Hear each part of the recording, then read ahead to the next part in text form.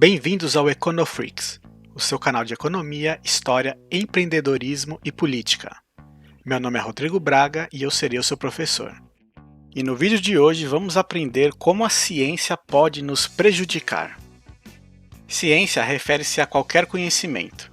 Em sentido estrito, ciência refere-se ao sistema de adquirir conhecimento baseado no método científico. Este método é um conjunto de procedimentos por meio dos quais alguém consegue propor um conjunto de explicações para fenômenos naturais. O método científico corresponde em observação, elaboração do problema, hipóteses, experimentação, análise dos resultados e conclusão. O problema da ciência ocorre quando políticos sequestram dados científicos inacabados que ainda não passaram pelo crivo do método científico e acabam justificando suas ações por esses dados. Como ocorreu com as ideias de Francis Galton, que acabou criando o conceito da eugenia. Nesta ideia, acreditava-se que a herança genética era o fator mais importante para o sucesso dos indivíduos. Isso acabou se tornando o centro da ideologia nazista, onde eles acreditavam que uma raça pura ariana seria superior às demais. E isso justificou todas as suas ações de perseguição e extermínio, que culminou no Holocausto e em milhões de mortos na Segunda Guerra Mundial. Assim como ocorreu com a eugenia, a pandemia de 2020 causada pelo Partido Comunista Chinês trouxe uma nova onda sem precedentes de medidas autoritárias e aleatórias, usando novamente a ciência como justificativa, mesmo sem nenhuma conclusão científica verdadeira. Em São Paulo, por exemplo, o governo decretou o fechamento de todas as academias, bares, restaurantes e comércios em geral por 15 dias, para achatar a curva de contaminação. Essa curva não foi achatada, e o fechamento completo durou meio ano. O prefeito chegou ao ponto de soldar as portas dos estabelecimentos sem qualquer justificativa legal. Quando as academias foram finalmente abertas, elas ficaram limitadas a permanecer operando por apenas 6 horas diárias. Além disso, para manter um distanciamento de 2 metros, metade dos aparelhos ficaram interditados. Ou seja, se normalmente 500 pessoas por dia frequentariam a academia, em um intervalo de 18 horas, agora essas mesmas 500 pessoas irão frequentá-la em apenas 6 horas, aumentando significativamente a lotação do ambiente. E se lá tiver apenas 2 aparelhos que fazem um movimento específico e um deles está interditado, você praticamente obriga todos os frequentadores a usar a mesma máquina, o que aumenta ainda mais a chance de contágio. Regras aleatórias similares foram aplicadas para todos os tipos de negócios. Ainda em São Paulo, o prefeito fez um racionamento diário de veículos e ainda fechou importantes vias para desestimular as pessoas a saírem de casa. Ele só não entendeu que se alguém precisa sair em uma pandemia, é porque precisa fazer algo muito importante, como trabalhar. E uma lei não pode impedir isso. A consequência foi engarrafamentos gigantescos, onde nem ambulância passava, e um aumento dos usuários no transporte público. E lembre-se, essas medidas foram tomadas para diminuir a aglomeração de pessoas em ambientes fechados. Uma verdadeira ideia de gênio. E claro, com muita ciência por trás. Para ilustrar essa falta de coerência, no Rio de Janeiro, o prefeito permitiu andar no calçadão e entrar no mar, mas proibiu ficar na praia. Já o governador permitiu a praia e o mar, mas não o calçadão. E em Salvador, o prefeito permitiu o calçadão e a praia, mas não o mar. E agora eu te pergunto, cadê a lógica disso? Mas isso não é só em terras tupiniquins não. No estado americano da Califórnia, o governo proibiu restaurantes de servirem suas áreas internas. Os donos então tiveram que abrir áreas externas nos estacionamentos para servir seus clientes, os chamados outdoor diners. Isso com todo o espaçamento e as regras exigidas pelo governo. Mas depois de um tempo, o governo acabou proibindo até o serviço nas áreas externas, fechando completamente os restaurantes. Um caso que chamou a atenção foi o do Pineapple Hill Saloon. Após ele ser fechado à força pelo governo, o mesmo autorizou uma empresa de cinema a criar um espaço de alimentação para seus funcionários a menos de 20 metros de distância do restaurante fechado, o que causou uma indignação geral nos donos e funcionários. Da mesma forma que aqui pequenas lojas foram fechadas, mas grandes redes foram autorizadas a permanecer operando. Na Pensilvânia, uma nova lei proibiu aglomerações com mais de 250 pessoas.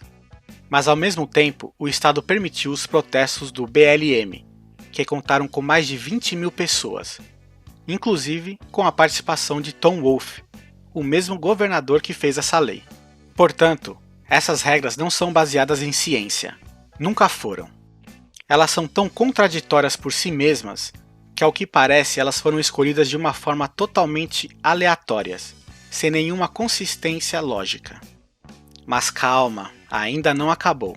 Recentemente foi divulgados os resultados do estudo científico COVID-19 Mortality, feito por diversas universidades francesas. Atualmente, este é o estudo mais completo já produzido, com dados de 160 países e revisados por pares. Nele, foi calculada a covariância entre as mortes atribuídas ao Covid-19 e diversos fatores. Segundo o estudo, os fatores que mais afetam positivamente o aumento de mortes são sedentarismo, obesidade, expectativa de vida, ou seja, ter mais idosos na população, e a latitude. Quanto mais frio é o país, maior será o número de casos dessa gripe. Já o que mais afeta negativamente são a temperatura e a incidência de raios UV, ou seja, a quantidade de vitamina D nas pessoas. O que os pesquisadores descobriram não ter relevância no aumento de mortes são umidade, longitude e, adivinha só, medidas governamentais e de isolamento social. Na verdade, as medidas restritivas dos governos são levemente positivas. Isso porque prender pessoas em casa afeta a taxa de sedentarismo, obesidade e a incidência de raios UV, fatores muito importantes para o aumento de mortes. É isso mesmo que você ouviu. Se você perdeu um ano dos seus estudos, se você teve algum parente ou amigo que se suicidou por conta da depressão, se você perdeu o seu emprego, quebrou o seu negócio, recebeu alguma multa ou foi perseguido pelo seu governo, tudo isso para diminuir o número de mortes por essa gripe, saiba que foi tudo em vão, não fez diferença alguma. Isso explica o que vemos nos estados americanos da Califórnia e da Flórida, que são estados muito parecidos em clima e população. Sim, Flórida, o mesmo lugar em que o governador de São Paulo foi passar o final de ano após trancar todo o seu estado e dar aumento salarial para seu prefeito e secretários favoritos. A Califórnia fechou tudo, e a Flórida não. E no final, teve-se menos casos de mortes na Flórida do que na Califórnia. A conclusão desse estudo é clara e cristalina. Não há correlação negativa entre as medidas restritivas dos governos com o número de casos. Ou seja, lockdown, uso de máscaras, fechamentos de comércios e escolas não diminui o número de mortes por essa doença. Políticos não resolvem problemas. Eles são o problema. Apenas o livre mercado tem essa capacidade porque possui os incentivos corretos. Mas não se preocupe, falarei mais sobre isso em um futuro vídeo.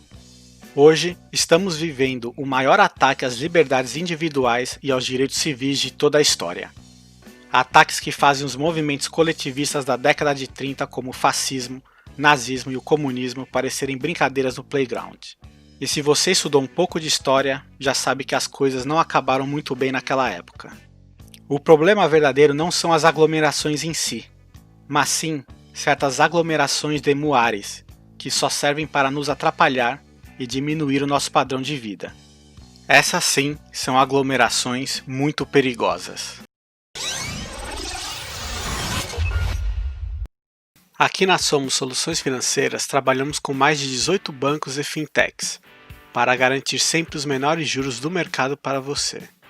Temos empréstimos para aposentados e pensionistas, além de disponibilizar capital de giro para a sua empresa. Se você quer um carro novo ou está querendo sair do aluguel, ou ainda ter um imóvel para uma renda extra, fale conosco que te ajudaremos a realizar seus sonhos.